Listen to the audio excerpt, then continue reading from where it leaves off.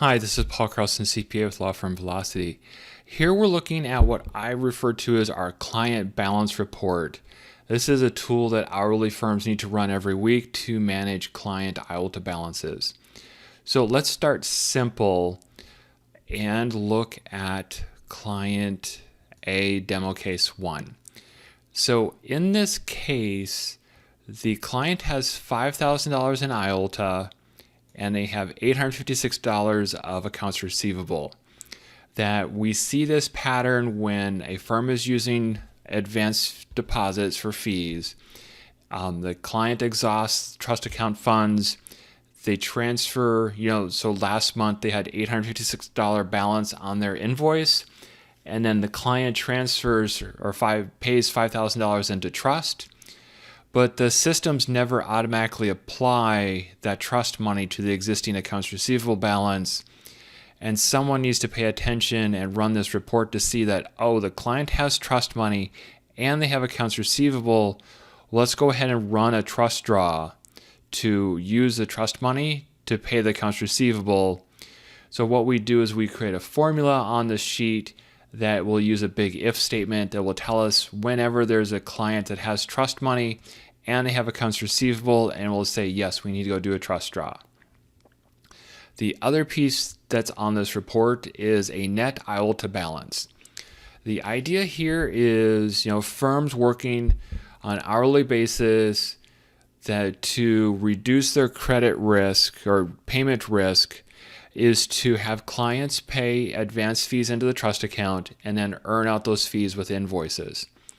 The trouble is yes, we can understand the concept of asking for $5,000 up front, but we need some process to understand that, we need to subtract the amount of money the client has in trust minus what they might owe us for accounts receivable minus all time and expense entries in WIP or entries that have not been yet billed. And then from that, we can see that, even though the client has $5,000 in trust, we've used up, $2,100 of that already. So the client really only has $2,800 in trust. An example of what we don't want to happen is this client has $500 in trust. We have $3,000 in WIP, which means at this point the client owes the firm $2,500, and then so now we're at a collections risk. The idea is we run this report that anyone who is getting close to negative or they're getting close to zero, and we know we have a lot of work to do. At that point, we start requesting additional trust money, and when needed, we're going to stop doing work as much as is allowed under ethics rules until the firm is able to collect more trust funds. So that's the theory on where we're going. The other thing to be careful of is MyCase has a minimum trust balance field within the client record. That field is driven purely based on the trust account balance. So if we had that field set for client B that the minimum trust balance is $500, we would not be getting an alert because the client has $500 in trust. The problem is the client has $3,000 in WIP that if we ran bills today, then the trust money would be exhausted and we'd get the alert, but we can't wait for monthly billing for those alerts to populate. That if we're doing a lot of work into a matter, that we need to see these numbers weekly so we know what we need to manage. So, great report. This piece just kind of came together for us this week. MyCase fights us considerably on getting this detail. So what we need to do within MyCase is we run the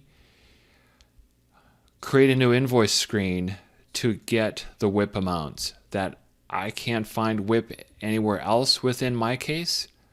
So what we do is we create an invoice. Here's our uninvoiced amounts. If you're very careful and you highlight from this title down to here and hit Control-C, bring this over to an Excel, and you do paste special, and we just paste as text, that the data will come in a reasonable fashion. When it comes in, the columns are too narrow, so it's going to be squished, and so you have to expand the columns. So there's the WIP balance. To get the trust account balance, we can go over to the trust summary listing, and we can export this or print a copy of this. And then you can manually stitch those values into every client. As this gets bigger, we could possibly stitch this together with a VLOOKUP formula. That could be tricky.